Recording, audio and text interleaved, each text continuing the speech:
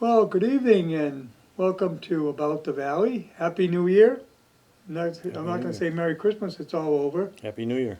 but Happy New Year. My guest tonight is Rod Lee, and we're going to talk about his latest book,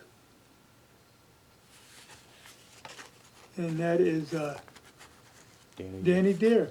And I read that, I read it in 2 days. It's very simple read, Not a long book. not a long book, but it's a very good book. Thank you. And I'll tell you, it really, when you start reading it, you're going to want to keep it going. It's a page turner. Because what it is, Rod, you talk about your son and his problem with addiction Yeah.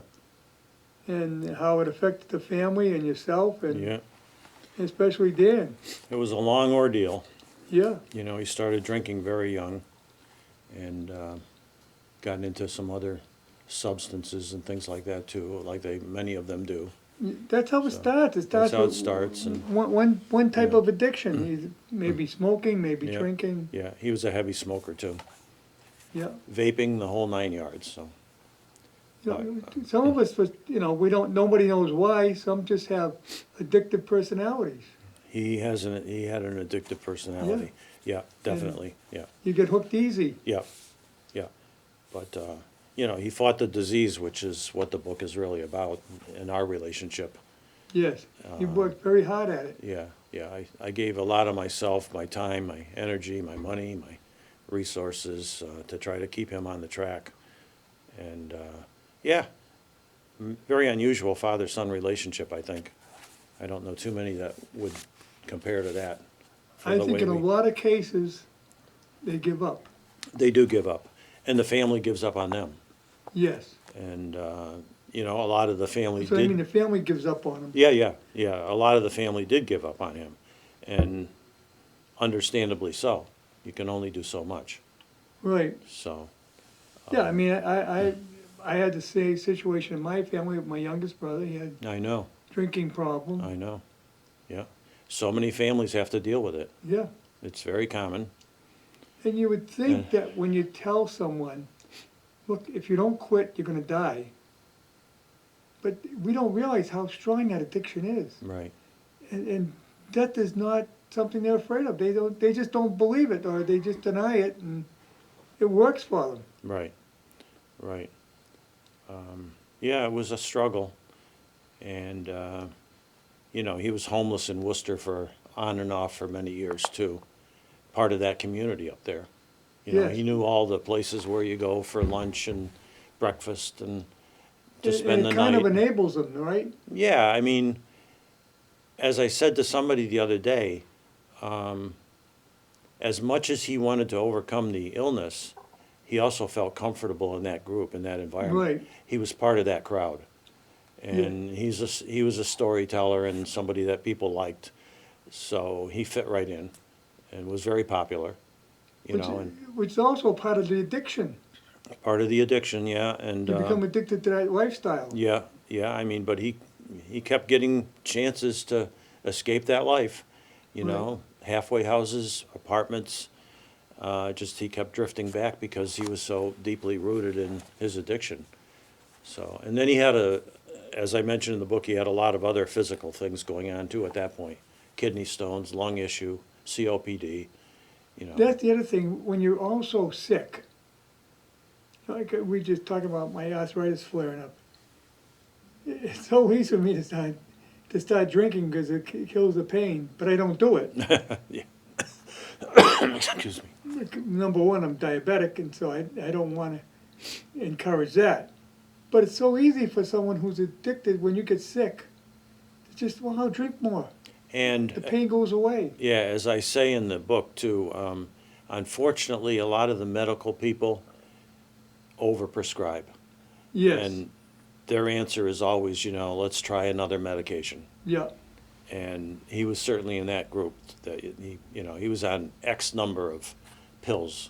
And that, now you're addicting the person even more so. Yeah. It's funny because he was into health in terms of weightlifting and trying to take care of himself. And when he was sober, you know, he was in really good condition. Yep, It's just that everything kind of piled up on him in the end. So he didn't die of an overdose, he just died, his body gave out. but it's similar to Dr. Hulk, Carlos Amatia. Yeah, He got on to pain pills because he was the type of guy who used to flip cars, yeah, weightlifter, yeah, into the heavy duty stuff. yeah. Hurt his back. Mm-hmm, They put him on backache pills, mm-hmm. but the backache pills led to street drugs. It's always, let's try this. Let's try something else here, Yep. you know. And then you get into the street drugs, and then it's open. It's open to everything. So he was into that too because he knew people and he would go and, you know, purchase what he needed to get through the night or whatever. Yep. So, yeah, but we had a lot of great memories between us of things we did together, you know. We were both fans of sports, the Patriots, the Celtics, the Red Sox, and all Yes. that. So he was very much into that. I made an appearance at the Northbridge Senior Center last week, and that went very well. You know, I was well received. We had a good discussion afterwards. People asked me questions and wanted to know more about, you know, addiction and my relationship with Dan. And I read some of the book. I read some comments that people have sent in to me about the book. Did you find some people there that they had similar problems, right? Oh, yeah, almost all of them. Yeah. People don't realize how big a problem this is. Yeah, And how many families have been affected by it. yeah. I think just what makes our situation so unusual was that I was his safety net, and he didn't Yeah. really have much else in terms of somebody who would stand by him and not judge his lapses, you know, his setbacks and all that. Just be there for him and keep supporting him. Yes. And his sister Amanda was the other one, really. The two of us were pretty much it. And that's how he lasted as long as he did. Yeah, yeah, yeah. He had periods of sobriety, Yeah. you know, sometimes as long as 2, 3, 4 years.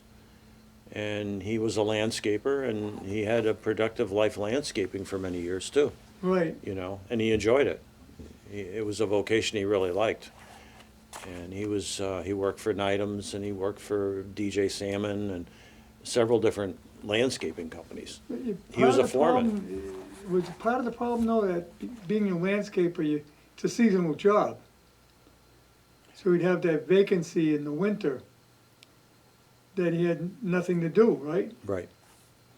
And he would, I mentioned it in the book, he would come back, one of those companies he worked for, well, a number of them, it was standard that you'd have a beer at the end of the day. Oh, yeah. And he couldn't do that. And he would say to me, Dad, you know, I can't do that, it's a trigger. Yep. So All contractors. it's difficult.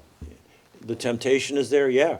He had to avoid it if Yep. he wanted to stay clean and sober. So, But it's tough because all the guys are going. They want you to join them. yeah, You know, it's hard to say no. yeah. So, But my point, though, was you had long periods, months, where you had no job. right, And, you know, it might be collecting, but it's a period of boredom. And you can't get another job because we're going to go work somewhere and then tell them, I'm leaving as soon as spring gets here. he shoveled snow at Gillette Stadium one time, though, for the Kraft family. But Yeah. it wasn't permanent. No, it wasn't permanent, but he would do anything, you know, if Right, he but had I'm to. saying, it's kind of tough. You don't have a good Yeah, consistency. yeah, You know, in some cases, that you get to plow snow, but here again, if you don't get a lot of snow, you got a kind of a long period of vacancy. So this is very much a Northbridge story to a great Yes. extent because, you know, Dan, we moved here in 1988 Yes, into Linwood, and he and Caroline were still at home with us at that point. They were going they to were in their Northbridge. teens, weren't they? Yeah, they were going to Northbridge High School.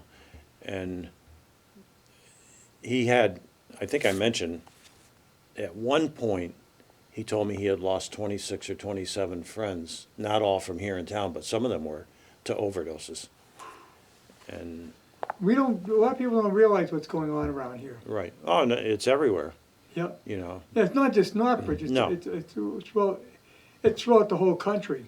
I was we were at Shaw's last week, and there was a woman in the parking lot with a sign asking for money. And I didn't give her any, only because I didn't have any cash on me. But she was right in front of the liquor store. Yeah, So you have to wonder, you know. you know, for someone to have to go to that point, I know, you're right, we'd feel embarrassed about doing that, but they're not, because they're so addicted that they're desperate. Yeah, and in Worcester, they're pretty much on every street corner. Oh, I They're know. literally all over the place. Oh, yeah, I talk in the book too, Harry, about how faith played such a part in Dan's life. He was very religious and read the Bible and yes, subscribed to this magazine from Dr. Charles Stanley. I mentioned in the beginning, in the introduction, going to Sober in the Sun, which Dan and I went to a number of times together in Rutland. And I visited a tent, that's the old hospital in Rutland, right? the old Scout Reservation, the old, Oh, yeah, okay. the old Treasure Valley. Oh, okay, Yeah, Treasure Valley. yeah. Oh, they have that program during the regular month, not the summer, It's the Labor Day weekend. Labor Day weekend, okay, yeah. But So I went to this Scout tent. camp is closed, I went to this tent, it was a ministry, yeah, and it kind of coincidentally worked out well for the introduction to the book, because they were giving out walking sticks and colored beads. And very nice people from Connecticut, from a church in Connecticut. And they happened to ask me, you know, if there was anything on my mind that they wanted me to pray for. So I asked Oh. them to pray for Dan. And so that kind of was how I got into the book. But yeah, he was a regular churchgoer and read the Bible every morning, prayed every morning. You know, so as so many people who are addicts are deeply religious too. So which is good because. yeah, they need to be. Yes, So I can read you a few comments I got. yes, This is from a woman in Woodstock, Connecticut, who's a poet. I met her at one of the bookstores. And she said, I finished your book over the weekend and just wanted to say how touched I was by this story. The dedication and love you have for your son is so powerful, and what you were able to do for him is admirable and noble through such enormous difficulty. What surprised me most reading this book is that I had no idea you have been through these experiences after reading Gil Christopher and meeting you. You have managed to keep your sunny side up, and your demeanor does not hint at these sorrows portrayed in Danny Deer. I wish you the best of future luck and happy holiday season. Another person I know, well, the good point she makes there is, yeah, most of your books are a fun read. yeah. This was very serious. So I mentioned also at the senior center the other day that 5 of my books, at least 5, are based here in town, Yeah. in part or whole, starting with Ross Rajat, the Ross Rajat book, God is Our Yeah. Co-Pilot. The only one of the 5 that isn't here is Shoetown, which is based in my hometown of Endicott. Right, But Nance's Nook you know about. yeah, I love that book. Gil Christopher is all about us old guys hanging out at the Dollar Tree waiting for the Yes. morning paper. Danny Deer, and I think there was one more of the 5, you know, going back to 2002, which is 22 years ago with the Ross book. You know, and as I mentioned recently, you know, he has a bridge named after him, you have a park named after you, so that's good. Not far from one another either. So this is a guy from Worcester. These are all fairly recent. I've had a very good reception for the book. I just finished reading your book and found it to be outstanding and very moving. Danny would be very proud of you. The details of your writing were unbelievable, and how you called out the people who never assisted and those who were responsible for adding to his disease, while giving credit to his friends and family who assisted and how they were involved. You were always there to lend a helping hand. There were parts of the book that made me tear up, and I wondered how you could even write such a story. Danny was quite a guy, and it was so unfortunate that he had to deal with such a disease. the chapter Hydrangea Heaven was something else, and I'm sure Danny was listening from above. Caroline spent the holiday with us, and she read your column this morning. She's at a halfway house up in Millbury. I was gonna send the column with her to read, but she read it at the breakfast table and she cried. Well, I mean, your book really moved me. Yeah. And like I said, the point I made in the column is, this can happen to anybody. We go down this road, we come to a fork, and you take the right fork, you take the left fork. Which way do you go? Absolutely.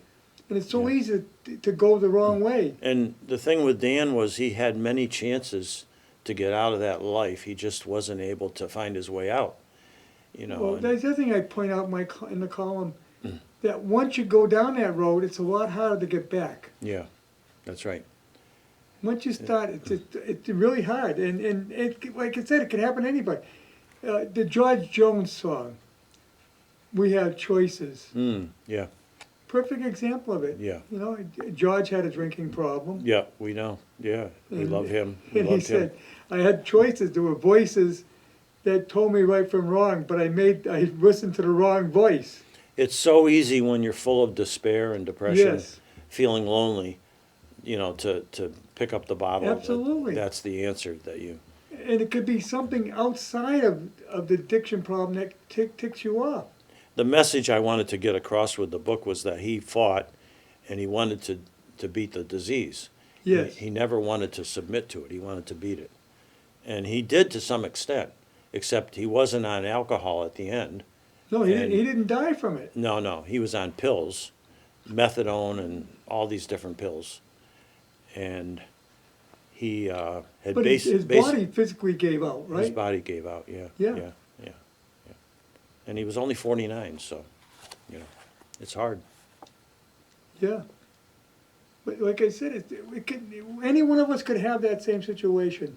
And I've had friends over the years that had that's what happened. I know people here in town who, I'm not gonna mention names, but could be considered the town drunk. You Yep. know, a number of people Yep. who've, you know, and he, you know, Dan was always very encouraging and helpful to other people in the same situation. He became known for that. He would give away cigarettes, he would give away candy bars, always trying to help somebody who was hurting. And that was kind of how he became known. He was very popular. Oh, well, I had a lot of friends. Yep, He also had a family. yep. Big family. He had 3 daughters, Yeah. you know, and a number of grandchildren, most of whom he got to live to see, you know. Which is good. There's some humorous parts in the book about, you know, like the whale watch chapter where we went on this crazy whale watch out of Boston. Yes. And it just turned into a disaster. And Dan loved to tell that story because I arranged the whole thing. We took the last boat out at night. It was in the summer, but, you know, it started getting dark and the boat was crashing through the waves trying to get out to where they could find whales, and they never did. Finally turned around. Everybody was getting sick, and there were a number of us on the boat. We got back in, and my daughter Amanda stormed off the gangplank right past me. She never said a word. What'd you do to me? She made a beeline for the car. So, and then it didn't even end there because she had driven in, but we had taken the train in from Franklin. So we went over to Union Station, and sure enough, we had missed the next to last train. Oh, God. So he says to me, "Nice going, Pop. We have to wait till 11:30 or midnight to get the last train out." Oh, And, you know, the book is fictionalized to some extent. So that was one chapter I kind of fictionalized because I had a brother in from New York, and they were all so upset with me. So he walked over to the McDonald's in the Union Station, and I made this part up. We all went over there to get something to eat, but I said he bought Dan's girls Big Macs and fries, never gave me a fry. You know? yeah, you went from being a hero to being the zero that day. Yeah. Yeah, we had tickets given to us that we could use later, but we never used them. But We had gone out of a whale watch out of Provincetown one time where we saw whales. It was great. Right. Very good experience, yeah. So. Well, that's the thing with the whale watch, you know, you take a chance that they can find them or they don't. Yeah, yeah. And there's another humorous chapter where he bought this motorbike, Yes. and it was on Sutton Street. Right there where you turn, you go past the post office right up there on the right. We were headed to Worcester, and there was a little motorbike out. He'd been looking for one for months. And so we stopped. He said, "Stop, Dad, stop." The guy came out, and, oh, it's all in the chapter, but, you know, he looked the bike over. He said, "Can I take it for a ride?" He says, "Yeah." He was looking Dan up and down because at that point Dan was very heavy. He had a thyroid condition, very, very heavy. And it was just a little bike, you know. So he rode her up to the corner and back, and he told the guy, "Yeah, well, just wait, how much?" And the guy told him, he says, "Yeah, I got the money. I'll go to Worcester and come back." So then I was thinking on our way home, I was keeping my fingers crossed that he didn't get pulled over, you know, 'cause and then he had to go to Walmart and get a helmet, and he loved that thing. And he only had it for literally a month because he went to Worcester for the fireworks and managed to have the bike stolen somehow by somebody who stole the bike, Oh, you know, so. But at that point, he was dealing with mental health issues too, yeah, to some extent. Not that he was, you know, incapacitated by that or not, but his judgment was impaired to a great extent. right. Well, the thing, you know, with an addiction, you get worse and worse, and after a while, you can't even think straight. Yeah.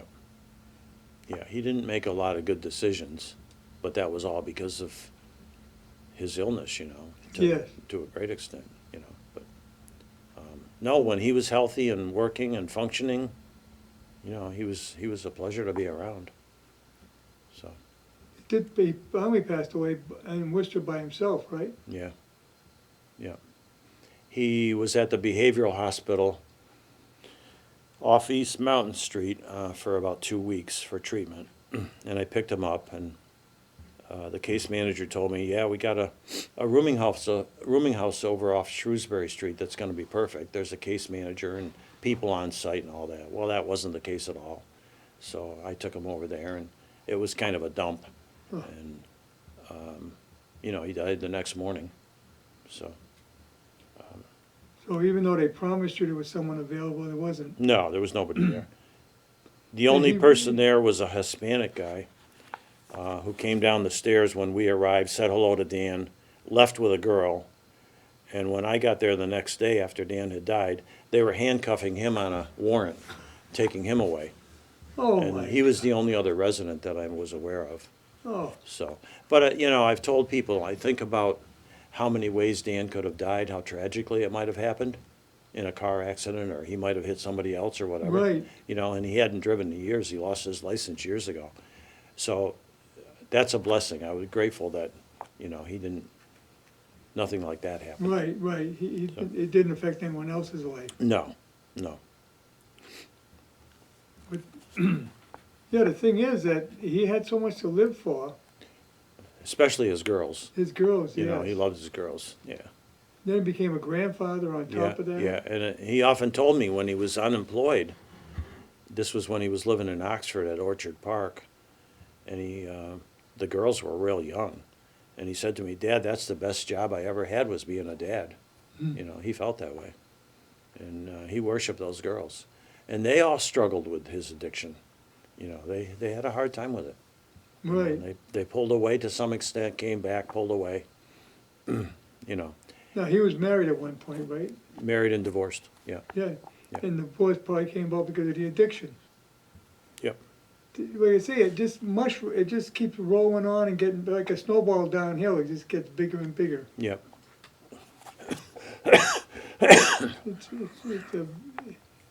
Like I said, people don't realize, and you know, yeah, there's a lot of help out there, but are they really helping? You have to wonder, you know, and I didn't really hear from anybody he'd been seeing and getting treatment from after he died, which was very disappointing, especially his primary doctor, but who he thought the world of him, you know, and I won't mention his name, but he, a Spanish doctor in Worcester, and Dan loved him, you know, and they hit it off real good. I used to go to a number of appointments And I would see him take notes and ask Dan if his smoking, if his lungs had cleared up any, if he was still smoking, and check his heart. And, you know, they had a real chemistry there. And so, I mean, the obituary ran in the Tribune, it ran in the Telegram, but I didn't hear from any of these people, really. But we did have that, while you were there, we had a celebration of life at the Progressive Yes. Club, you know. That was nice. We did that. His the 2-year anniversary of his death is coming up in February. So hard to believe. I know. 2 years, 2 Time years. flies by, doesn't it? Yeah. February. That's my column for this month. Time just flies so fast. Yeah, I know. I finished. And you don't realize how, all of a sudden it's gone by. But yeah, February, 2 years this February. February 16th, 2023. So you were compelled to write the book about a year after. Yeah, I felt like I wanted to say something about him that people would remember, in my own words, tying in a lot of the family history, some of the references to his friends, the friends he had in Worcester when we first moved there, the friends he had down here, the Lords of Linwood, Yes. as one of them called them. In fact, I was going to call the book The Lords of Linwood, but then I changed it to Danny Deer, which I was pleased I changed the title. Yeah. Yeah, they so- might misinterpret the meaning, the title. Yeah, because it wasn't a gang. They were just No. 4 friends. Right, they You just know, they hung didn't- around together, They did just hung everything around together, yeah. You know, and I like to think that my wife and I, you know, and his grandmothers taught Dan a lot of good values because, Yeah. as Marie mentioned, I mentioned this in the book, he told her one time that some of his friends, I'm not sure which ones, not necessarily the ones that he was part of that group, were knocking over headstones in a cemetery, and he refused to take part. You know, Yeah. so that was, Yeah. He really, he had some good, he knew right from wrong, yeah, you know. His sisters are having a hard time with this even now, very hard time, especially during the holidays. right. But, Well, he was your only son. yeah, you know, and, That does make a difference there, which is, because it's, this brother-sister relationship, he was the only brother, yep. and he was older, right? No, Mandy's the oldest, then Dan, then Caroline, but Mandy and Dan were very close. Yeah, More than he and Caroline. They were only a year apart, but Mandy was a couple of years before them. So her and Dan she were kind of very- raised him then, Yeah, I mean, she was like a big sister and, yeah, you know, kind of looked out for him. And she invested almost as much time as I did with him, you know, and so she's devastated. I don't know how she pulls out of it eventually, but she has to, you know, we have to go on. Now, you had a short period where you lived in the city for a while. Yeah, first few years, You think that had an effect on him? absolutely. I think I got that in the book. Yeah, that culture was nothing that we were familiar with when we came to Massachusetts. Right. You know, it was such Well, a, you came from a small town. so, In fact, you excuse came me, from a town similar to Northbridge. very similar. Yeah, You know, and, factory town, yeah, factory town, and I was working in Brookline right. for like 6, 7, 8 months, and Marie was back in New York State trying And to, you were commuting, I was commuting, and she was trying to sell the house.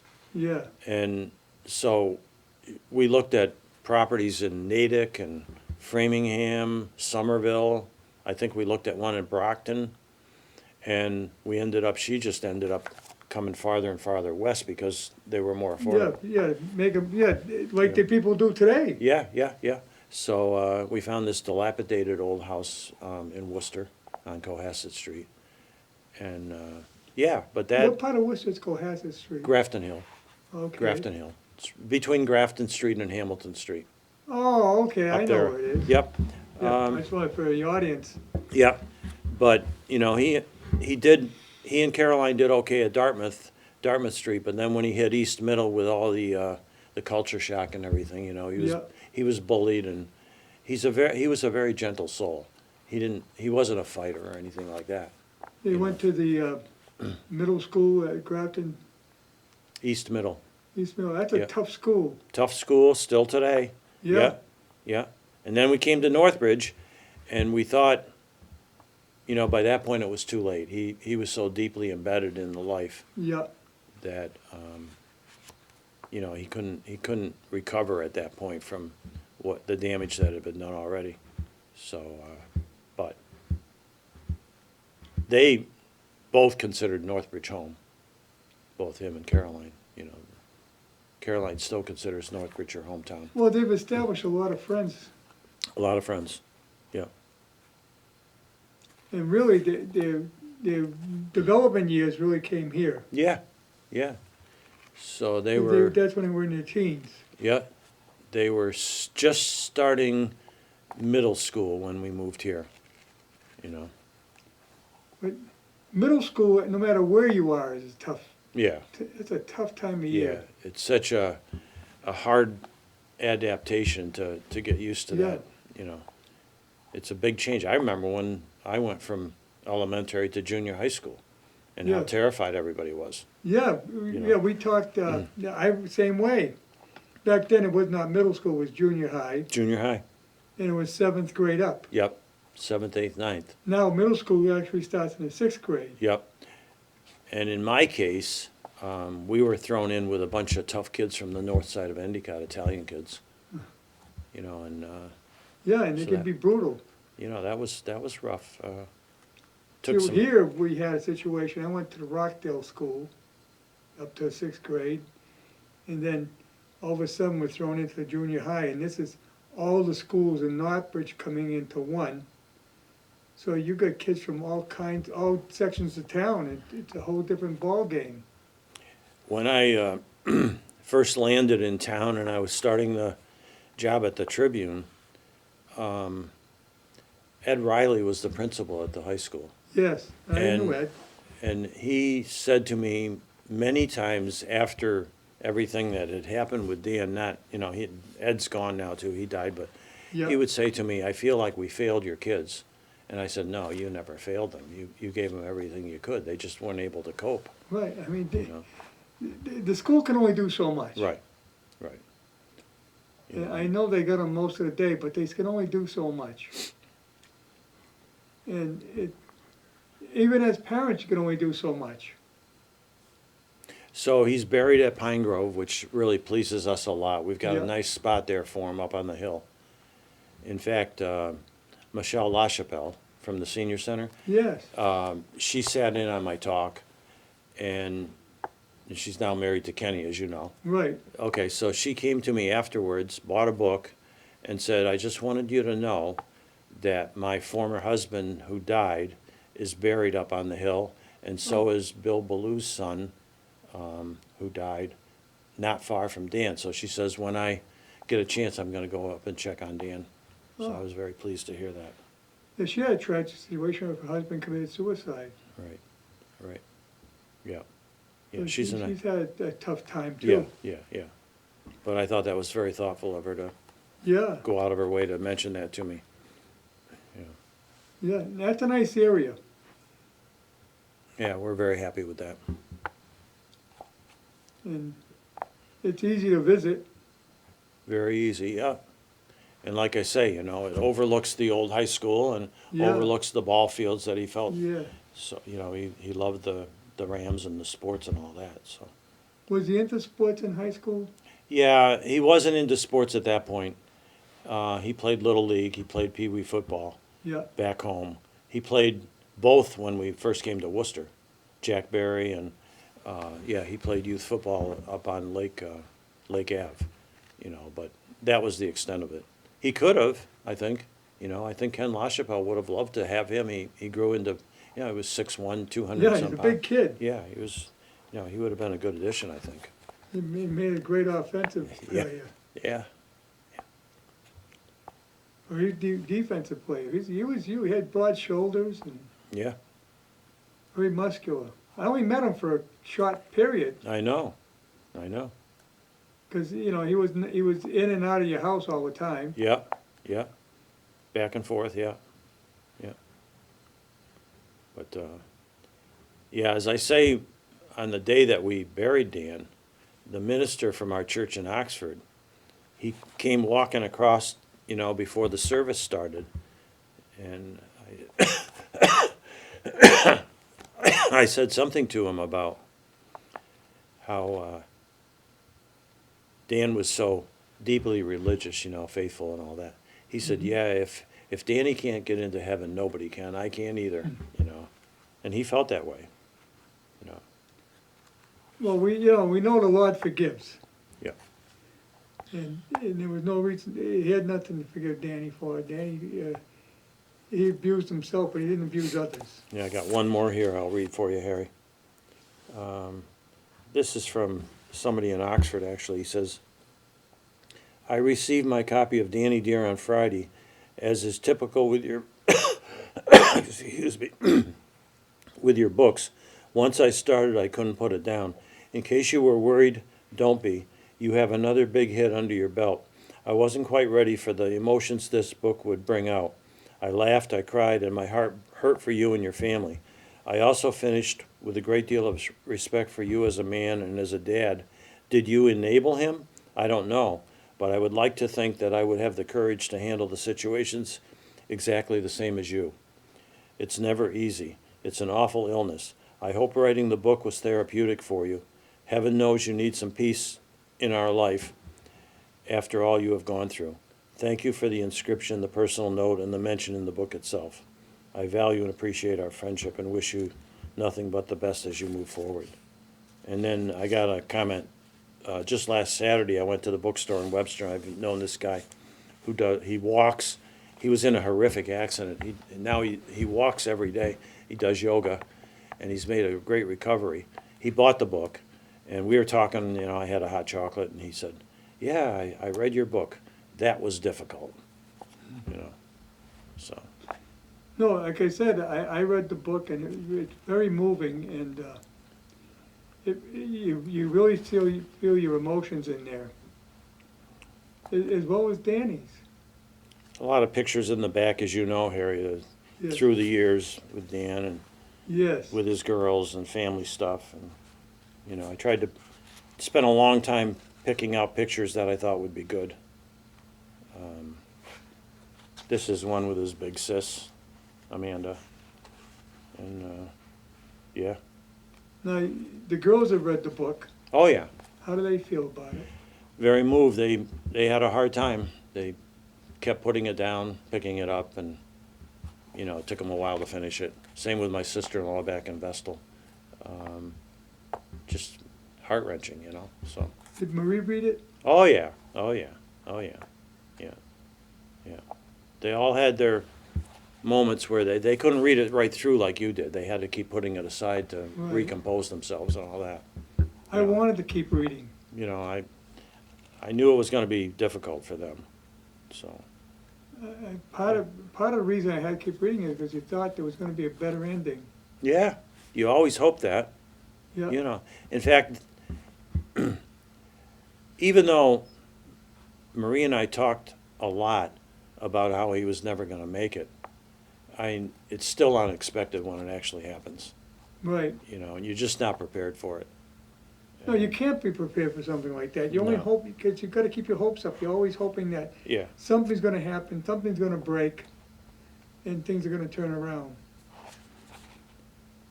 and I've talked a lot about, excuse me, the second guessing that I was subjected to for being by his side, listening to his text messages, reading his text messages, listening to his phone calls when I would tell him, Dan, don't call after 7 o'clock at night, okay, because your mother gets all upset. Because he would talk for 30, 35 minutes easily. And so, Marie was one of the ones who had to pull away for her own benefit. She just couldn't do Yeah. it anymore. She prayed for him every night, but she just couldn't be subjected to that kind of trauma in her life. So I Well, say, that's the worst part of it. yeah, You get so frustrated, and you feel like it's not accomplishing anything, and you just want to turn away and put it aside and not think about it. yeah, there's a lot of disappointments, that keep cropping up. When you think maybe there's a little bit of hope, then something happens to Right. shatter that. But at the very end, in the acknowledgments, I say to fathers, to parents, and to others who shoulder the responsibility of supporting a loved one who is struggling with alcoholism, I say, may your earnest efforts bring the results you yearn for. Because I told my wife many times after she told me, I can't do it anymore, I have to pull away. I said to her, I am not prejudging anybody. Everybody has to answer to their own conscience on how they deal with him Yeah, and the problems that he puts before us that we have to confront. And so I said, I don't have any ill feeling toward anybody. That I understand completely. I just couldn't do that. You know, no, I know where you're coming from. Yeah. I felt the same way with my brother. I mean, I was so frustrated, and he would tell me he wasn't drinking, and then I find out he was. In fact, he told one of his friends that just before he died, I'm drinking, Harry doesn't know it, I don't give a damn. And he died. I had moments like that with Dan. Yeah, I had Yeah. moments. Yeah. And so you get frustrated because you're trying like hell to help them and do everything you can. Took him to the doctor a number of times. The Yep. doctor told, I was right there when the doctor said, if you drink one can of beer, you're gonna die. Yeah. Your liver's gone. Yeah. But, I have a friend, a business acquaintance in Worcester, and he bought 3 books. And we got together when I brought him the books. Took him the books, and I said, "Well, Tony, why did you buy 3 books?" And he said, "Well, one is for me. I'm going to give 2 away as raffle prizes, but the one for me is because I have a younger brother. I'm 58, he's like 50, and I haven't spoken to him in years. He's caused the family a lot of pain, and he says I couldn't deal with him anymore. So he said, I wanted to get your perspective on how you Yeah. handled Dan.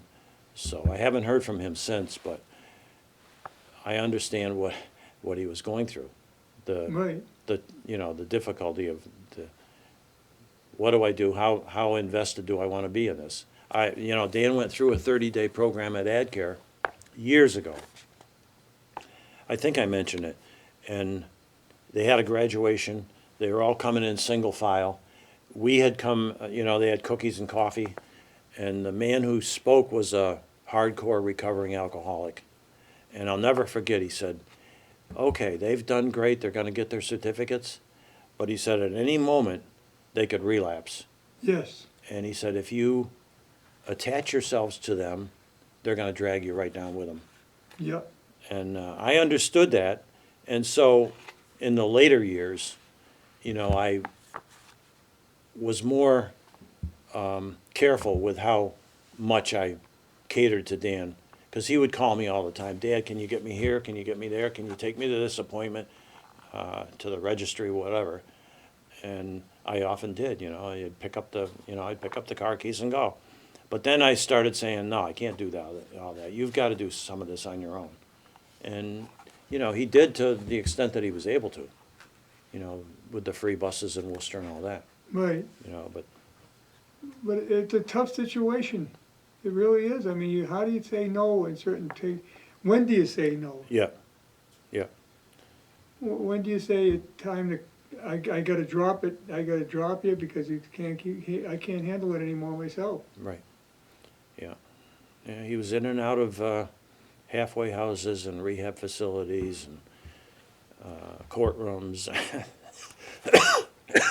We see these people sleeping on a common in Worcester, in fact, in nights like this. And you say, well, what's the matter with them people? But you don't know the story behind it. Oh, he did his share of that.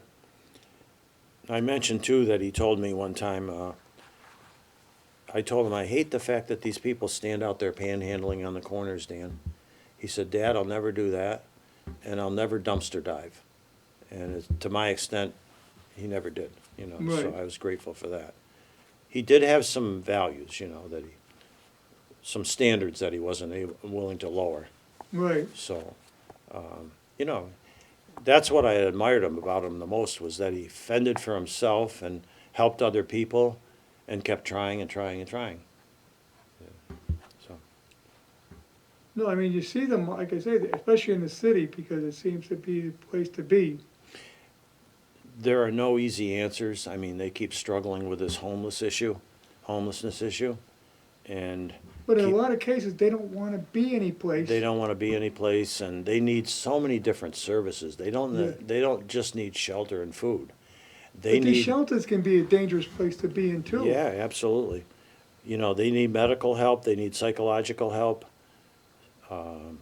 So the state, the city, they keep trying to come up with solutions, and the homelessness just keeps growing. Yeah, And for any number of reasons, as you know, I mean, even now, people are, you know, with the pandemic and everything, they fell into homelessness, and people are losing their houses, can't afford their mortgage or their rent.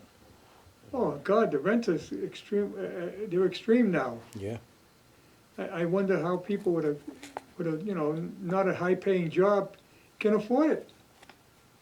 yep, But, you know, you talk about like Dan's last place, you ran into one Hispanic guy, who the next day was being arrested.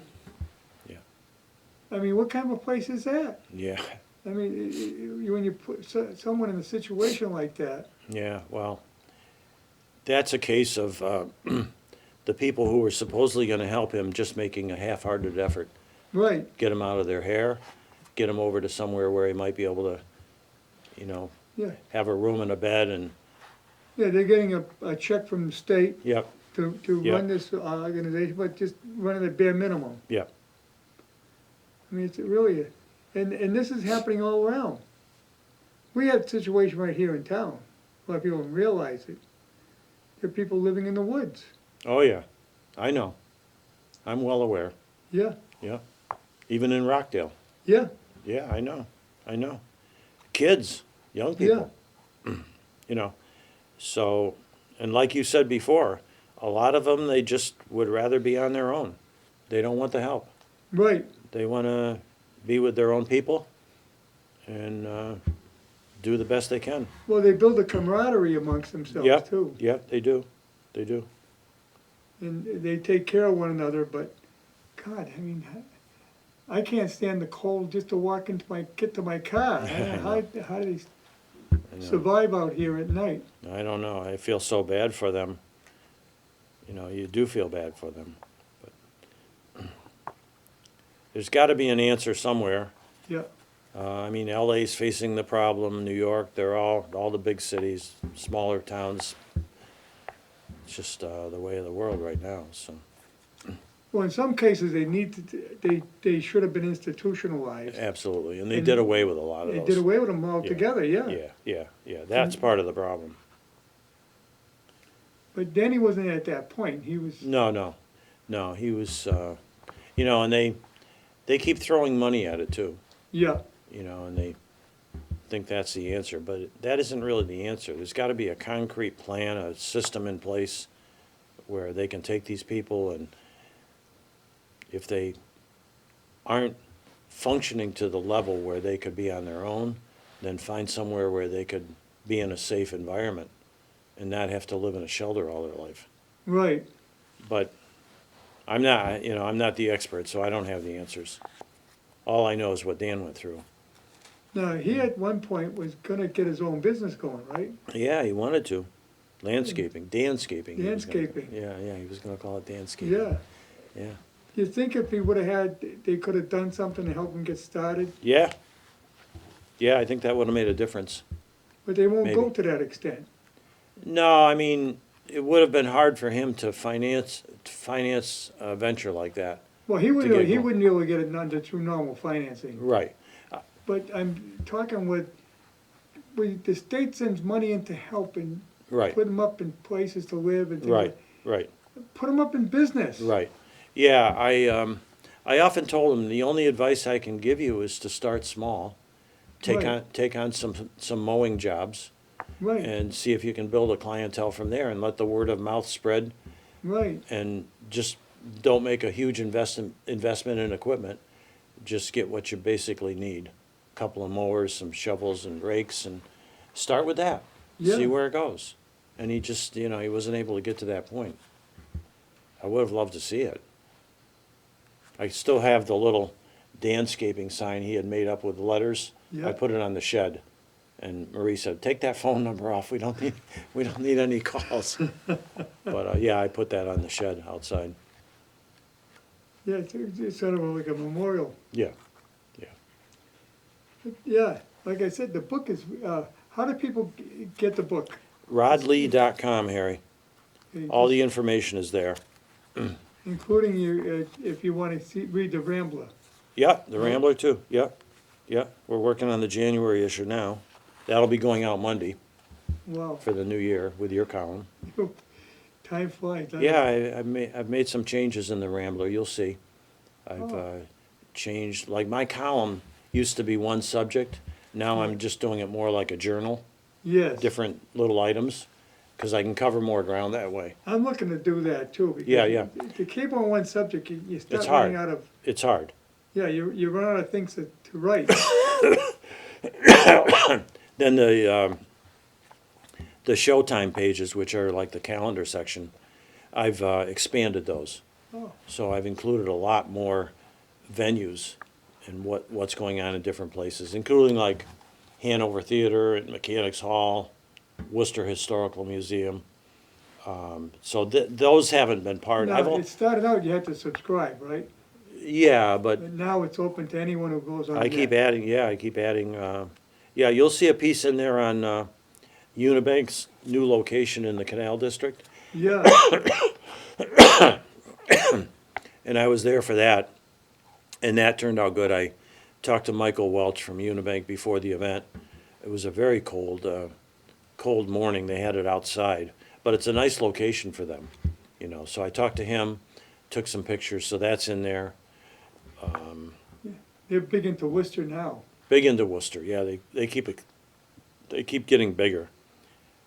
They're quite the asset to the community and to the whole But on region. the Rambler now, like I said before, you had to subscribe, but now it's open to anyone who wants to read it, Yeah, because what I'm looking as long for as they is, read it online. yeah, yeah. What I'm looking for is a large audience. Yeah. So I How keep- many hits are you getting now on it? More than 1,000. Wow. Yeah, no, I don't even know with my website, because my friend handles my website. Yeah. I don't know how many views that gets, but yeah, I keep adding to my, what I call my subscription list. It's just an email list. Oh, And, you know, when I met the oh, Unibank okay, it's you email a copy right out to people direct. PDF, yeah, So if Yep. anybody wants to get emailed a copy, just get in touch with me. oh, okay. Happy to add them.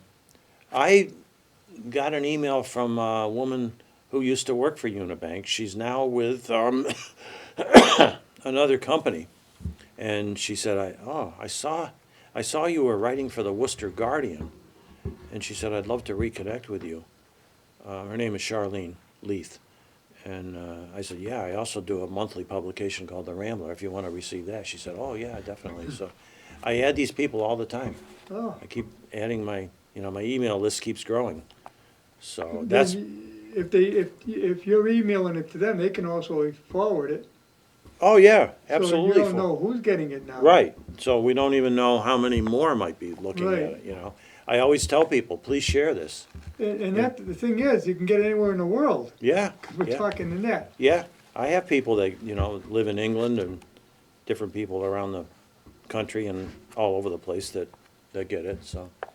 Yeah, I have a pretty good audience because I have a lot of the major power players in Worcester, the school committee, the city council, the mayor, the city manager, a lot of the business community. And a lot of this goes back to when I was active on the business scene in Worcester, and I still have a lot of Yeah, you connections. built a lot of connections. Built a lot of connections. In fact, there's a piece in there this time about the demise of the Webster Square Business Association, which I ran for Yes. several years. And they just dissolved, which is very sad. Yeah, One of the oldest business merchants groups in the city. And the man who took over from me, I won't mention who he is for, there's no need. I could, but there's no need. I had served for 3 years. He took over. And it just kind of went downhill. They eliminated stuff they were doing, like the Christmas tree lighting at the Webster House Restaurant. They downscaled the banquet we had at the end of the year at Clark University, where they gave out scholarships. So all this stuff that we had either created ourselves, we had a great board, it all went away, and so I had heard that they were, not gonna last, but they just dissolved. So there's a piece in there about that. Well, you find the businesses disappearing in Webster Square too? Webster Square is a tough neighborhood for business. Yeah. It's a marginal, it's on the border of Maine South, Right, and, you know, you have to go down Park Ave ways and up around into Tatnick Square or to the west side to get to the better part of the city. So, yeah, a lot of lower income people, people who are living in subsidized housing, yeah. and, The traffic is horrendous. yeah, yeah. But, yeah, when I ran the Webster Square group, you know, I made a lot of connections, and, you know, we did a lot of good things.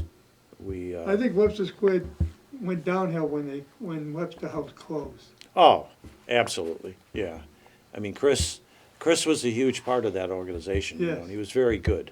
Great restaurant, Yeah, great restaurant, and he just gave of his facility for all kinds, you Yes. know, our luncheon meetings and all kinds of special events. yes, You know, he gave food to Jeremiah's Inn across the street, yeah.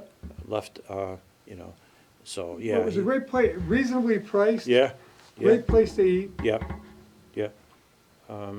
Yeah, I've lost a lot of friends like Chris too, you know, Yeah, because even after he sold the restaurant and I wasn't doing as much as I was, we would get together for breakfast or something, you know. He was very good to me. yes, And,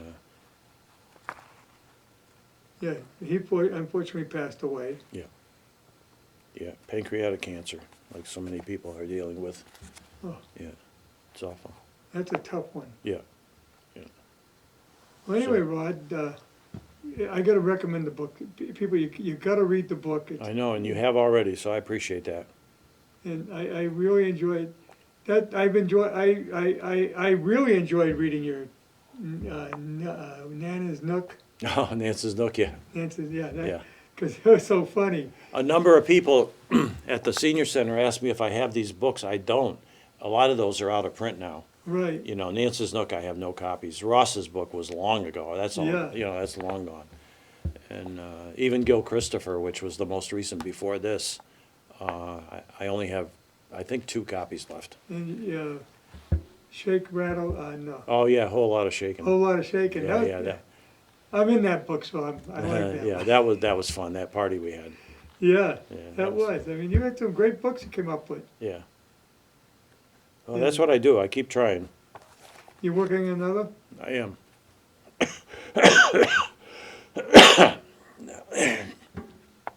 So you'll keep writing up until the grave, right? Yeah, can't get away from it. No, that's great. Keep- Well, I want to say Happy New Year, Rod. Happy New Year, Harry. Thank you. We'll be out together next week. We will, absolutely. And we'll be back here next week because it'll be the day after New Year's. But no show next Wednesday. So, till then, Happy New Year, everyone, and stay tuned for next week. It'll be Dave, I forget his last name now. We're going Miedema? to talk about, Miedema? no, Oh. he's from Sterling. Oh, He does tech assistance for seniors. oh, okay. He'll go to your house, show you how to use your It's good. iPhone, Good idea. how to run your TV set. Everything is tech today. That's a good idea. And he actually helps seniors to run that. So we'll see you next week.